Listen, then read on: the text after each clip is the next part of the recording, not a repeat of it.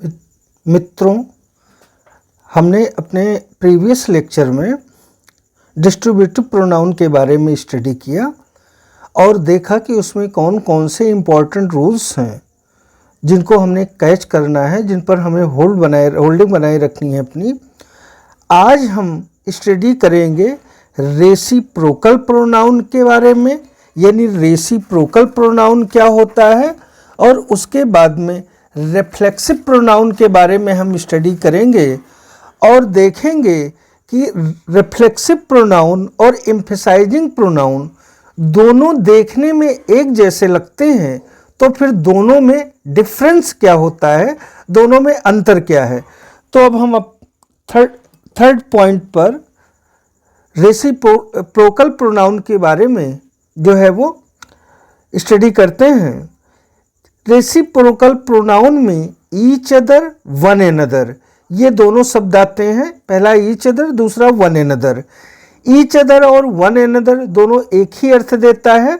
और बता दें कि रेसिप्रोकल प्रोनाउन, रेसिप्रोकल शब्द का मतलब ही होता है कि वैसे तो रेसिप्रोकल का मतलब विलोम होता है, यहाँ पर मतलब है कि जो पारस्परिक संबंध को बताते हैं, यानी ए का बी से जो रिलेशन है वही बी का ए से भी रिलेशन है, या ए बी सी तीन कैंडिडेट्स हैं, तो ए का बी से जो रिलेशन है वही बी का सी से है, वही सी का ए से है।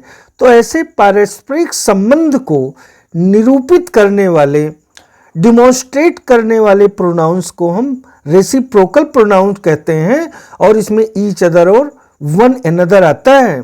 तो आप अच्छी तरीके से समझ गए होंगे कि यहाँ रेसिप्रोकल जो नाम इसका है उसका मतलब क्या है। उसका मतलब सिर्फ इतना है कि उभय संबंध। अब आते हैं इसके बारे में, जो पहला इंपॉर्टेंट रूल है जो कि हमें संज्ञान में रखना है, वी हैव टू माइंड, जिस रूल को कि ईच अदर का प्रयोग दो व्यक्तियों या वस्तुओं के लिए, जबकि वन एनदर का प्रयोग दो से अधिक व्यक्तियों या वस्तुओं के लिए होता है। तो जैसा कि हमने अभी कहा कि ईच अदर और वन एनदर दोनों ही रेसिप्रोकल प्रोनाउन है और दोनों का अर्थ एक ही होता है, तो आखिर दोनों में कुछ डिफरेंस होगा, क्योंकि अगर डिफरेंस नहीं होता तो दो की बजाय एक ही प्रोनाउन की बात होती। तो इनमें जो अंतर है वो यही है कि जब दो व्यक्तियों या वस्तुओं की बात चल रही हो, उनके बीच में उभय संबंध दिखाया जा रहा हो, उनके बीच में ये दिखाया जा रहा हो कि पहली का दूसरे से जो संबंध है वही दूसरे का पहली से है, तो ईच अदर का प्रयोग होता है। और जब दो से अधिक व्यक्ति या वस्तु हों तो वन एनदर का प्रयोग होता है, यानी ए का बी से जो संबंध है वही बी का सी से है, वही सी का ए से है। तो इस तरीके से वन एनदर और ईच अदर में संख्या को लेकर के भेद है। दो के लिए ईच अदर और दो से अधिक के लिए वन एनदर आता है। इसको हमने निम्नलिखित एग्जाम्पल से समझाने का प्रयास किया है। The two girls love each other, तो इसका मतलब होता है दोनों लड़कियां एक दूसरे को प्रेम करती हैं, यानी पहली गर्ल दूसरी को, तो दूसरी गर्ल भी पहली गर्ल से प्रेम करती है। अब आपने कहा we all love one another, हम सभी एक दूसरे को प्रेम करते हैं। तो आप ये जान लीजिए कि यहाँ जो वी शब्द है, जैसे ये क्वेश्चन, ये आर्गुमेंट हो सकता है, ये जो है वो तर्क हो सकता है कि वी का मतलब एक से अधिक, दो के लिए बहुवचन हो गया, तो नहीं। यहाँ पर ध्यान रखिए वी का मतलब ही है कि number of candidate more than two हैं।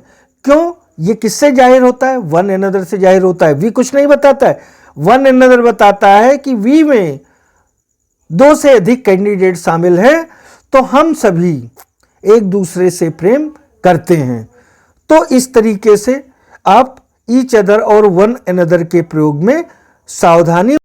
अगले सीक्वेंस पर रिफ्लेक्सिव प्रोनाउन हमने लिया है, यानी चौथे नंबर पर अब हम स्टडी करेंगे रिफ्लेक्सिव प्रोनाउन की। तो जैसा कि हमने पहले ही बताया कि रिफ्लेक्सिव प्रोनाउन और एम्फसाइजिंग प्रोनाउन दोनों देखने में एक जैसे होते हैं, फिर दोनों में डिफरेंस क्या है। तो पहले रिफ्लेक्सिव प्रोनाउन को देख लेते हैं और एम्फसाइजिंग प्रोनाउन को भी देख लेते हैं कि ये बनते कैसे हैं। तो जिनके अंत में सेल्फ ऑब्लिक सेल्फ शब्द जुड़े हों, इनका प्रयोग अपने आप के अर्थ में होता है। इन्हें सेल्फ प्रोनाउन भी कहते हैं, इन्हें एम्फसाइजिंग प्रोनाउन भी कहा जाता है। एग्जाम्पल के लिए माई सेल्फ, देम सेल्फ। तो पहली बात यहाँ बता दें हम कि सेल्फ और सेल्फ ये दोनों एक ही चीज़ हैं। सेल्फ सिंगुलर नंबर है और जब इसका प्लूरल बनाते हैं तो सेल्फ हो जाता है। तो जैसे ही का ऑब्जेक्टिव केस हिम हुआ तो हिमसेल्फ लगाएंगे क्योंकि हिम सिंगुलर नंबर है। लेकिन जब दे के का ऑब्जेक्टिव केस देम है तो देम में जो है वो सेल्फ जोड़ेंगे क्योंकि देम बहुवचन है। तो देम सेल्फ और हिमसेल्फ, तो सेल्फ और सेल्फ एक ही शब्द है। सिंगुलर नंबर सेल्फ है, उसी का प्लूरल सेल्फ से। प्लूरल वर्ड है तो सेल्फ जोड़ते हैं, सिंगुलर है तो सेल्फ जोड़ते हैं। यानी सिंगुलर प्रोनाउन है तो सेल्फ, प्लूरल प्रोनाउन है तो सेल्फ जोड़ते हैं। अब इनका अर्थ क्या होता है? अपने आप की, यानी स्वयं को। इन्हें सेल्फ प्रोनाउन भी कहते हैं क्योंकि इनमें सबके बाद में सेल्फ जुड़ा होता है। फिर रिपीट कर दें कि आप ये नहीं कह सकते कि भाई सेल्फ भी जुड़ा होता है, सेल्फ। तो हमने बता दिया, पहले ही क्लियर कर दिया कि सेल्फ जो है वो सेल्फ का ही बहुवचन है। तो इन्हें सेल्फ प्रोनाउन इसलिए कहते हैं। दोनों को रिफ्लेक्सिव प्रोनाउन और एम्फसाइजिंग प्रोनाउन दोनों को सेल्फ प्रोनाउन इसलिए कहते हैं कि इनमें लास्ट में सेल्फ शब्द जुड़ा होता है या सेल्फ का बहुवचन जुड़ा होता है। अब इनको एम्फसाइजिंग प्रोनाउन भी कहा जाता है। कहने का मतलब यह है कि देखने में रिफ्लेक्सिव प्रोनाउन और एम्फसाइजिंग प्रोनाउन एक ही होता है। जब सेल्फ लगे हुए प्रोनाउन का प्रयोग एम्फसाइज करने के लिए किया जाता है। एम्फसाइज का मतलब आप बखूबी समझते हैं, जोर डालना, आग्रहपूर्वक कहना, दबाव डाल करके कहना, हाईलाइट करना, कुछ भी कह सकते हैं आप। तो ये एम्फसाइजिंग प्रोनाउन कहलाते हैं। और अगर ये एम्फसाइजिंग के रूप में नहीं यूज हैं, दूसरे सेंस में हैं, तो ये रिफ्लेक्सिव प्रोनाउन होते हैं। अब दूसरे सेंस और एम्फसाइजिंग सेंस, यहाँ इसको हम क्लियर कर दें कि जैसे एग्जाम्पल हमने लिया है, सी वेस्टेड हरसेल्फ, उसने स्वयं को नष्ट कर लिया। तो ये है रिफ्लेक्सिव प्रोनाउन। उसने किसको नष्ट किया? स्वयं को। अब यहाँ पर दूसरा हमने एग्जाम्पल लिया है, सी हरसेल्फ वेस्टेड हर प्रॉपर्टी, उसने स्वयं अपनी प्रॉपर्टी नष्ट कर ली। इसका अर्थ अगर आप देखें तो साथ साथ में ये अर्थ ज़्यादा रिसाउंड करता है कि किसी और ने उसकी प्रॉपर्टी नहीं नष्ट की, उसने स्वयं अपनी प्रॉपर्टी नष्ट की। तो यहाँ पर हरसेल्फ जो है एम्फसाइज कर रहा है, जोर डालता है किस पर? सी पर। और यहाँ एक बात बताई जा रही है कि सी वेस्टेड हरसेल्फ, उसने किसको नष्ट किया? स्वयं को नष्ट किया। इसका जवाब हरसेल्फ है, यानी किसको नष्ट किया? स्वयं को नष्ट किया। यहां ये हरसेल्फ ऑब्जेक्ट के रूप में आया है। भले ये जो है वो मतलब कि रिफ्लेक्सिव प्रोनाउन है, लेकिन यहां पर ये कॉम्प्लीमेंट के रूप में आया है। तो ये इस सवाल का जवाब है कि उसने वेस्टेड किया, तो किसको वेस्ट किया उसने? तो हरसेल्फ को। एक आपको पहचान बता दें, इन 99.99% एकदम बिल्कुल क्लियर है। अगर नाउन और सेल्फ प्रोनाउन के रूप में, हम सेल्फ प्रोनाउन कहेंगे इसे, रिफ्लेक्सिव नहीं कहेंगे, एम्फसाइजिंग नहीं कहेंगे।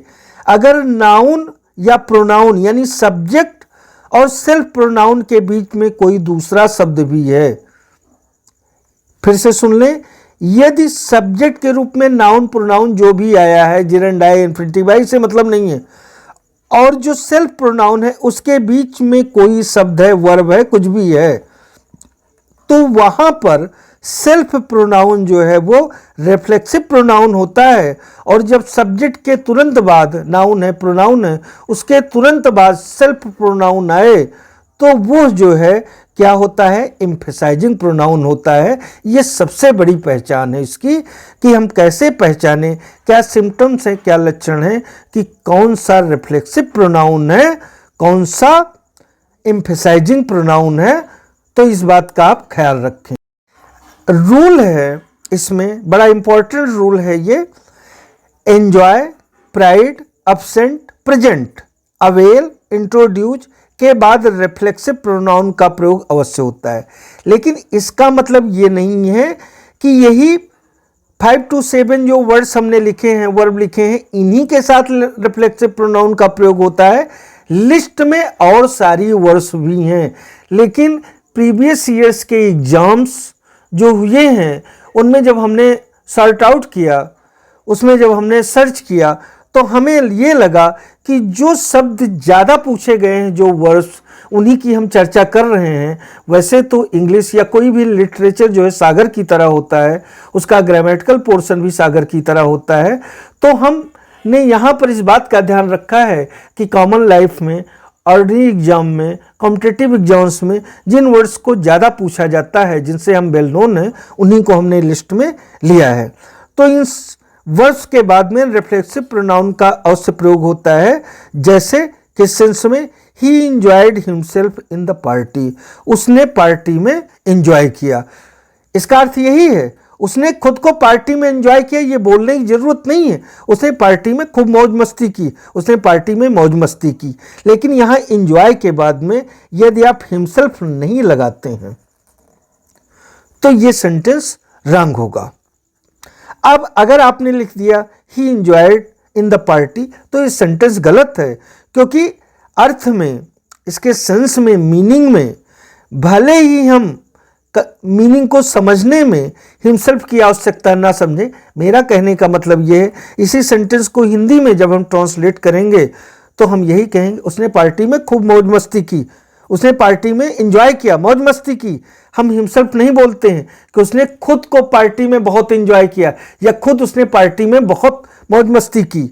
यहाँ पर सिर्फ मतलब ये होता है कि उसने पार्टी में मौज मस्ती की। तो यहाँ पर इंग्लिश ग्रामर के अकॉर्डिंग, हिंदी में नेसेसरी नहीं है, इंग्लिश ग्रामर में ये कहता है कि इसमें हिमसेल्फ वर्ड आप नहीं यूज करते हैं, तो बोलचाल की भाषा में, स्पीकिंग लैंग्वेज में ये वर्ड, ये सेंटेंस भले राइट हो, ग्रामेटिकल पॉइंट ऑफ व्यू से ये बिल्कुल सरासर गलत है, रॉन्ग है। आगे दूसरा एग्जाम्पल हमने लिया है, तो इसको हमने रॉन्ग यहाँ पर लिख दिया है। अगला ये राइट सेंटेंस है, देखें, हमने प्राइड का एग्जाम्पल दिया है, mister Pathak prides himself on the result of his son, यानी मिस्टर पाठक जो हैं अपने बच्चे के रिजल्ट को लेकर के गर्वान्वित महसूस करते हैं। तो आप हिंदी में इसको भी बोलते हैं तो हिमसेल्फ शब्द नहीं बोलते हैं, but according to English grammar norms आपको हिमसेल्फ जरूर यूज करना है। अब इसके एक अपवाद भी हैं। अब इसमें भी बता दें कि तमाम सारी वर्ड्स हैं, लेकिन हमने कुछ इंपॉर्टेंट वर्ड्स को ही लिया है जिनका यूज होता है तो रिफ्लेक्सिव प्रोनाउन का प्रयोग नहीं होता है। जैसे open, sell, wash, dress. Sorry, ये जो है थोड़ा सा वीडियो का पार्ट कट रहा है, हम कैमरे पर इसको दिखा रहे हैं और फिर से शुरू कर रहे हैं। तो जैसे जो है अपवाद में open, sell, wash, dress, feel, keep इत्यादि के बाद रिफ्लेक्सिव प्रोनाउन का प्रयोग नहीं होता है। जैसे आपने कहा ही सेव्स हिमसेल्फ, उसने स्वयं की सेविंग की, तो ये सेंटेंस गलत है, यहाँ हिमसेल्फ नहीं लगेगा। सिर्फ आप इतना बोलेंगे ऑन संडे, जैसे सेंटेंस है ही सेव्स हिमसेल्फ ऑन संडे, अगर ये पूरा बोलते हैं तो ये गलत है। क्यों? सेव के बाद में हिम जो है वो कोई भी रिफ्लेक्सिव प्रोनाउन नहीं आएगा, तो यहाँ पर हिमसेल्फ नहीं लगाएंगे, इसीलिए हिमसेल्फ के आगे हमने क्रॉस कर दिया है। हिमसेल्फ जब नहीं लगाएंगे, सिर्फ इतना लिखेंगे या बोलेंगे ही सेव्स ऑन संडे, यानी संडे को सेविंग करता है, तो ये सेंटेंस राइट है। और अगर हिमसेल्फ लगा दिया आपने तो सेंटेंस गलत हो जाएगा, रॉन्ग हो जाएगा। आप सभी से हमारा रिक्वेस्ट है, यदि हमारा एजुकेशनल वीडियो आपको पसंद आता है, आप सेटिस्फाई महसूस करते हैं, तो मेरी हौसला अफजाई के लिए आप इसे लाइक करें, शेयर करें, सब्सक्राइब करें। This is my humble request. To all of you.